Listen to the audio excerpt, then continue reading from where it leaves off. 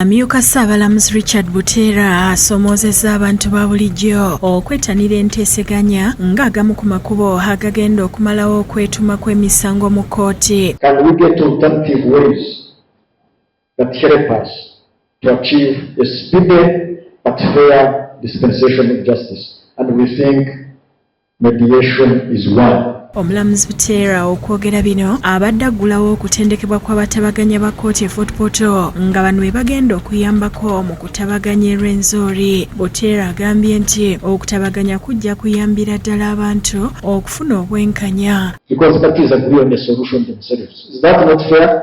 And they do it quickly.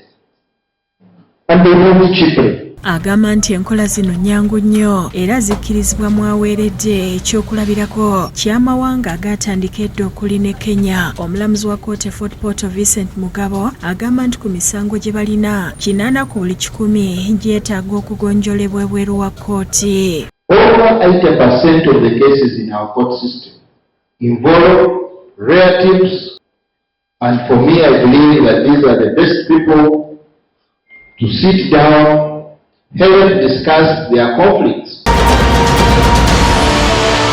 Goa amaka gakuuma abaana abataliiko mwasirizi agasanyu Babies Home gakoowodde bannayuganda okujja okubasaba abaana bano kiyite adoption kuba beeyongedde obungi. Akulira amaka gasanyu Babies Home Barbara Mutagubya ng'alina ab'ekibiina ekigatta abazadde abaafuna abaana bano bayite ba adoptive parents ategeezezza nti abaana abali mu maka agakuuma abaana okwetooloola eggwanga bali eyo mu 50 kyokka ku bano abatwalibwa bazira kisaali omu ku buli 100. Ate era nga waliwo obukadde 2.5 obw'abaana bali orphaned oba batali mu maka ageetongodde obulungi nti balabirirwa abeetaaga okufiibwako. Ate bannayuganda bangi era tebannategeera nsonga ya adoption. Mutagubya abuulidde buli alina amaka mu Uganda nti asobola okusaba omwana waakiri omu n'amuweebwa nabo basobola okufuna amaka. Abaana bano bwe bakulira mu bitongole si kye kisinga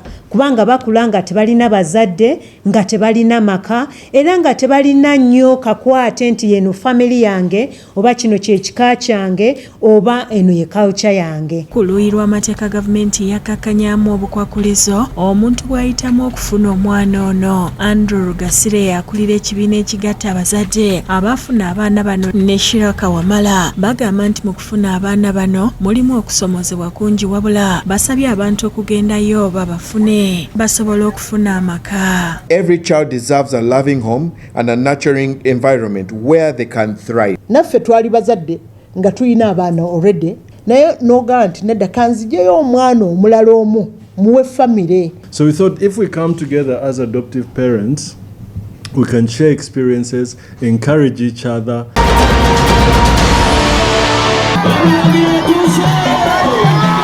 Ye jjajja w'obusiraamu omulangira Kasimu Nakibinge asimye abasiraamu ba Uganda abajumbidde okuzimba emizikiti ne bamenyawo eky'abawalabu bokka ababadde bagizimba ne beeyolera empeera ewa Allah. Emizikiti gino kituufu gya Allah naye ate abantu ne bagiriranirira.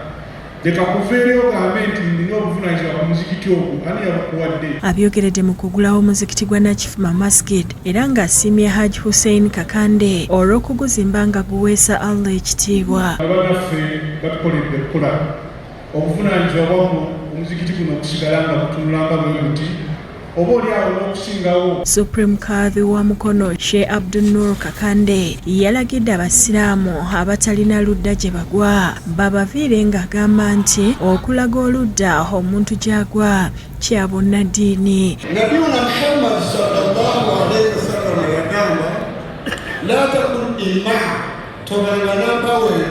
ye Haji Hassan Kakande azimbye omuzikiti guno naye aliko byannyonnyodde.